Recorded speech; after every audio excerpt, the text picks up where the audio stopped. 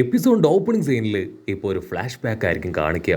വർഷങ്ങൾക്ക് മുൻപ് നമ്മുടെ ലൂഫി അവനാണെങ്കിൽ അവന്റെ ഗ്രാമത്തിലൂടെ അങ്ങനെ ഹായ് ആയിട്ട് നടക്കുകയാണ്. അപ്പോൾ ട്രെയിനിങ് എടുക്കുന്നതിനിടയിൽ അവന്റെ കയ്യിലുണ്ടായിരുന്ന സ്റ്റിക്ക് അത് തെറിച്ചുപോയി ഗ്രാമത്തിലെ മേയറിന്റെ ദേഹത്ത് കൊള്ളും. സ്റ്റിക്ക് വന്ന് ദേഹത്തടിച്ച് മേയറാണെങ്കിൽ അടിച്ച് താഴെ വീഴുകയാണ്. കൺട്രോൾ പോയ മേയർ ഇപ്പൊ ലൂഫിയുടെ അടുത്തേക്ക് വരും. You are unbelievable. നീ എപ്പോഴും ഇങ്ങനെ തന്നെയാണ്. ട്രെയിനിങ്ങിന്റെ പേരും പറഞ്ഞ് ആവശ്യമില്ലാതെ ബാക്കിയുള്ളവരെ അറ്റാക്ക് ചെയ്യും. മാത്രമല്ല ഒരുപാട് കുഴപ്പങ്ങൾ നീ ഉണ്ടാക്കി വെക്കുന്നുണ്ട്. നിനക്ക് വെറുതെ ഇരിക്കുമ്പോൾ എന്തെങ്കിലും ജോലി ചെയ്തൂടെ, അല്ലെങ്കിൽ നിനക്ക് ആരെങ്കിലുമൊക്കെ ഹെൽപ്പ് ചെയ്തൂടെ എന്ന് ചോദിക്കും.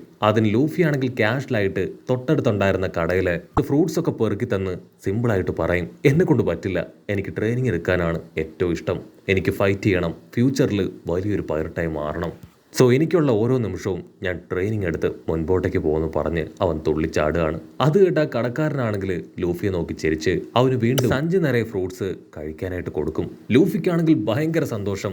അവൻ ആ ഒരു സഞ്ചി ഫ്രൂട്ട്സുമായിട്ട് ഇപ്പോൾ ഒരു മൗണ്ടൈൻ്റെ മുകളിലേക്ക് വരിക. അപ്പോഴായിരിക്കും വലിയൊരു കുരങ്ങൻ ലൂഫിയുടെ അടുത്തേക്ക് വന്ന് ആ ഫ്രൂട്ട്സിന് വേണ്ടി കൈ നീട്ടുക.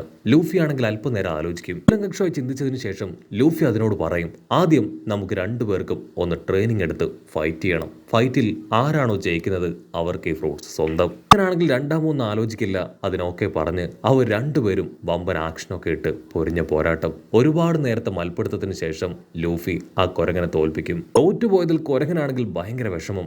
ഒരുപാട് ഇടിയും കിട്ടി, ഫ്രൂട്ട്സും കിട്ടിയില്ല. അത് കണ്ട് ലൂഫി അതിനെ തിരികെ വിളിച്ച് ഇതിനെ ആശ്വസിപ്പിച്ച് അവർ രണ്ടുപേരും ആ ഫ്രൂട്ട്സ് ഷെയർ ചെയ്ത് കഴിക്കുകയാണ്. അല്പസമയം കഴിയുമ്പോൾ ഒരു പന്നി, ആ പന്നിയാണെങ്കിൽ വമ്പൻ ഫോഴ്സിൽ വന്ന് ലൂഫിയെ ആഞ്ഞെട്ടിക്കും. കൺട്രോൾ പോയ ലൂഫി ആണെങ്കിൽ ക്ലിഫിന്റെ മുകളിൽ നിന്ന് താഴേക്ക് വീഴുകയാണ്. പക്ഷേ ലൂഫിയുടെ ഗ്രാൻഡ്പ ആള് ഞൊട്ടിയിടയിൽ അവിടേക്ക് വന്ന് ലൂഫിയെ കടലിൽ നിന്ന് അങ്ങനെ ഉയർത്തിയെടുക്കുകയാണ്. അതിനുശേഷം അവനോട് ദേഷ്യപ്പെടും. ഈ സത്യത്തിൽ ഇത്രയും വലിയൊരു തോൽവിയായിരുന്നോ? നാളെ നേവിയിലെ വലിയൊരു ഉദ്യോഗസ്ഥനാവേണ്ട ആളാണ് നീ. സോ നീ ഇവിടെ നിന്ന് സ്വിം ചെയ്ത് പഠിക്കണം, നല്ല സ്ട്രോങ് ആവണം, എന്നെ കഴിഞ്ഞും വലിയൊരു ഓഫീസർ ആവണമെന്ന് പറയും. ലൂഫി ആണെങ്കിൽ അടിച്ചു പറയും, ഒരു കാരണവശാലും എനിക്ക് നേവി ഓഫീസർ ആവണ്ട, ഒരാളുടെയും കൺട്രോൾ ജീവിക്കാൻ ഞാൻ തയ്യാറല്ല, എനിക്ക് ഫ്രീ ആയിട്ട് പാറി പറന്ന് നടക്കണമെന്ന് പറയും. അത് കേട്ട് കൺട്രോൾ പോയ കാർപ്പാണെങ്കിൽ അവനെ അച്ചറം പൊച്ചറ അടിക്കും. ഇവിടുന്ന് അങ്ങനെ സീൻ കട്ട് ചെയ്ത് ഇപ്പൊ ഷാങ്സിന്റെ കപ്പൽ കാണിക്കുകയാണ്. അവിടെയാണെങ്കിൽ മുട്ടാന്ന് പേരുള്ള ഒരു ചുന്ദരി പെണ്ണ്, അവൾക്ക് ഷാങ്സ് ആണെങ്കിൽ കളക്ട് ചെയ്തിരുന്ന ഒരുപാട് ഓർണമെന്റ്സ് അവൾക്ക് അണിയാനായിട്ട് കൊടുക്കും.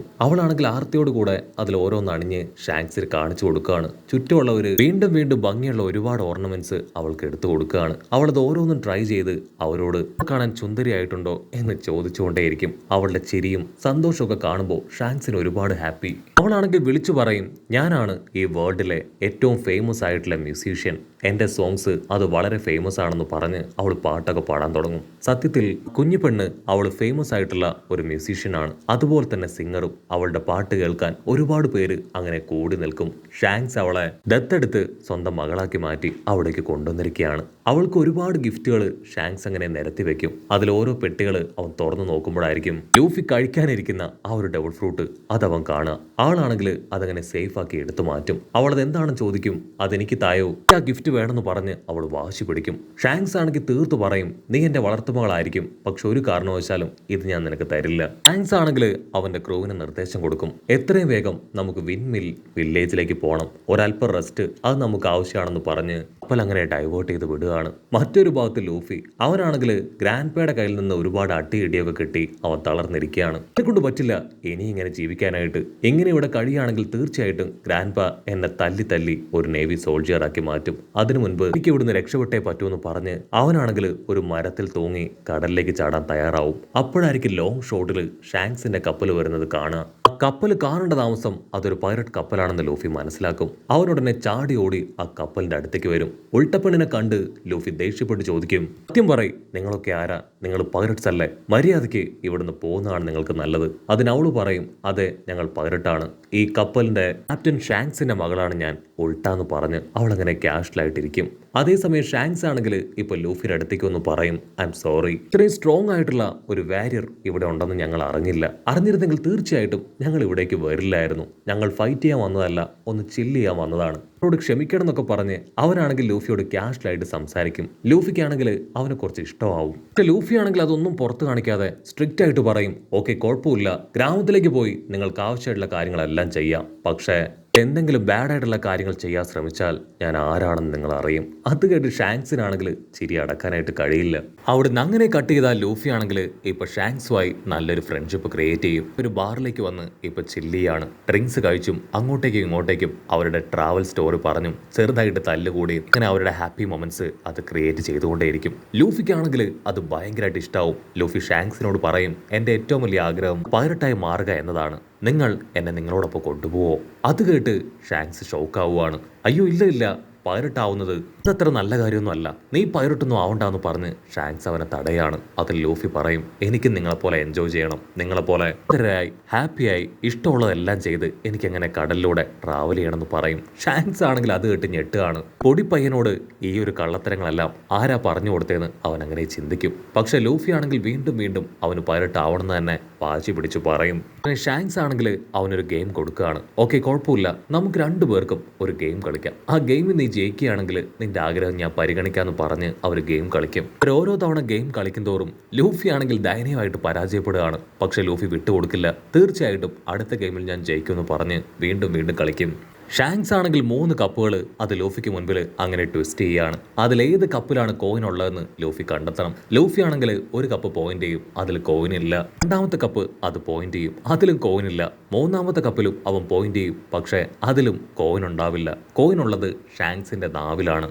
ലൂഫി ആണെങ്കിൽ വീണ്ടും അങ്ങനെ ഗെയിമിൽ പരാജയപ്പെട്ടു. അടുത്തതായിട്ട് ലൂഫി ആണെങ്കിൽ ഇപ്പൊ ആ ഗെയിം ഷാങ്ക്സുമായിട്ട് കളിക്കും. അതിനുശേഷം കോയിൻ എവിടെയാണെന്ന് ചോദിക്കും. ഷാങ്ക്സ് കറക്റ്റ് ആയിട്ട് കണ്ടുപിടിക്കും ലൂഫി ആ കോയിൻ അവന്റെ വായിലാണ് വെച്ചിരിക്കുന്നതെന്ന്. അത് ഷാങ്ക്സ് പറയേണ്ട താമസം അവൻ ആ കോയിൻ അതങ്ങനെ വിഴുങ്ങും.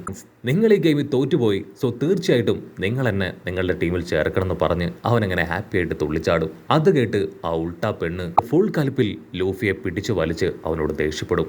ഷാങ്ക്സ്, അദ്ദേഹം എൻ്റെ പപ്പയാണ്, ഒരു കാരണവശാലും അദ്ദേഹത്തോട് മറ്റാരും ക്ലോസ് ആവുന്നത് എനിക്കിഷ്ടമല്ല. നിങ്ങൾക്ക് എല്ലാവർക്കും വേണ്ടി ഞാനിപ്പോൾ ഒരു സൂപ്പർ സോങ് അത് പാടാൻ പോവുകയാണെന്ന് പറഞ്ഞ് അവളാണെങ്കിൽ എല്ലാവരുടെയും അറ്റൻഷൻ കിട്ടാനായി പാട്ട് പാടാനായിട്ട് തുടങ്ങും. അവളുടെ പാട്ട് കേട്ട് എല്ലാവരും ആ പാട്ടിൽ അങ്ങനെ മതിമയങ്ങി നിൽക്കുകയാണ്. കാരണം അവൾ ട്രാവൽ ചെയ്തതും ഷാങ്ക്സിന്റെ കപ്പലിലെത്തിയതും അവർ കണ്ട കാഴ്ചകളും അതെല്ലാമായിരിക്കും അവൾ ആ പാട്ടിൽ ഒരു സ്റ്റോറി പോലെ പറയുക. ലൂഫി ആണെങ്കിൽ അത് കേട്ട് ഒരു സെക്കൻഡ് ഞെട്ടും. അവൾ പാടി കഴിയേണ്ട താമസം അവരെല്ലാവരും കൈയടിക്കും. ലൂഫിക്കാണെങ്കിൽ അത് കാണുമ്പോൾ കുറച്ച് അസൂയയാവും. ഞാനും പാട്ട് പാടുമെന്ന് പറഞ്ഞ് അവൻ പാടാനായിട്ട് തുടങ്ങും. അടുത്ത നിമിഷം അവിടെ ഉണ്ടായിരുന്ന ബേർഡ്സുകളെല്ലാം തന്നെ പറന്ന് ദൂരേക്ക് പോവാണ്. നമ്മുടെ കുഞ്ഞിപ്പെണ്ണ് അവളാണെങ്കിൽ ചെവി പൊത്തി അവിടുന്ന് ഓടും.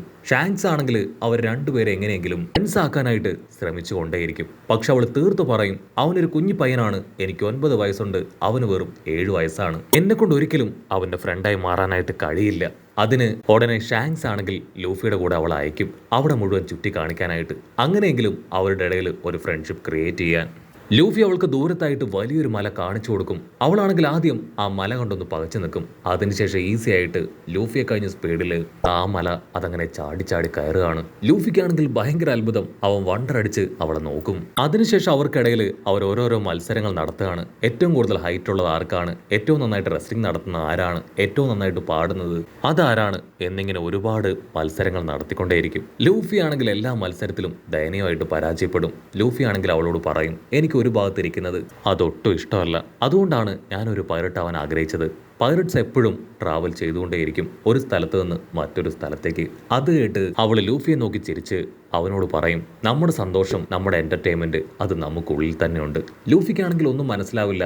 അവൻ അവന്റെ ഇങ്ങനെ ഉയർത്തി അതിന്റെ ഉള്ളിലേക്ക് നോക്കും, എന്റെ സന്തോഷം അതെവിടെയാണെന്ന്. ഉടനെ അവളാണെങ്കിൽ ഓരോരോ കാര്യങ്ങൾ വ്യക്തമായിട്ട് അവന് പറഞ്ഞു കൊടുക്കും. നമ്മളുടെ മനസ്സിലുള്ള ഓരോരോ ഫീലിങ്സ്, നമ്മൾ എങ്ങനെ ഹാപ്പിനെസ് കണ്ടെത്തണം എന്നൊക്കെ പറഞ്ഞ് അവരങ്ങനെ നടന്ന് ഇപ്പൊ സമയം ഏകദേശം വൈകുന്നേരം ആയിരിക്കുകയാണ്. അവളാണെങ്കിൽ ഇതിനെക്കുറിച്ചും അവരുടെ ക്രൂമേറ്റ്സിനെ കുറിച്ചും പറയും. എനിക്കവരെ ഒരുപാട് ഇഷ്ടമാണ്, അവരെല്ലാവരും എൻ്റെ ഫാമിലിയാണ്. ലൂഫി ആണെങ്കിൽ ആ കാര്യങ്ങളെല്ലാം കേട്ട് അവളുമായി അവിടെ ഉണ്ടായിരുന്ന ഒരു വിൻമില്ലിന്റെ അകത്തേക്ക് കയറി വരും. അതിനുശേഷം വിൻഡോ തുറന്ന് അവർ സൺസെറ്റ് ആസ്വദിക്കുകയാണ്. അവളാണെങ്കിൽ ലൂഫിയോട് പറയും, ഇതുപോലുള്ള ഒരുപാട് കാഴ്ചകൾ ഞാൻ കടലിലൂടെ യാത്ര ചെയ്യുമ്പോൾ കണ്ടിട്ടുണ്ട്. കേട്ട് ലൂഫിക്കാണെങ്കിൽ അവന്റെ എക്സൈറ്റ്മെന്റ് കൂടി വരും. കട്ട് ചെയ്ത ഇപ്പോൾ ഒരുപാട് വർഷങ്ങൾക്ക് ശേഷം ആ കുഞ്ഞിപ്പെണ്ണാണെങ്കിൽ ഇപ്പോൾ വലുതായിരിക്കുകയാണ്. അവൾക്കാണെങ്കിൽ ഇപ്പോൾ വലിയൊരു ലക്ഷ്യമുണ്ട്.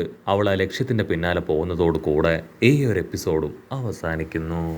എപ്പിസോഡ് ഇഷ്ടപ്പെടുകയാണെങ്കിൽ തീർച്ചയായിട്ടും ലൈക്ക് ചെയ്യാനും കമന്റ് ചെയ്യാനും ഷെയർ ചെയ്യാനും മറക്കല്ലേ. അടുത്തൊരു അടിപൊളി എപ്പിസോഡുമായിട്ട് കാണുന്നവരെ it's me with Mallu episode.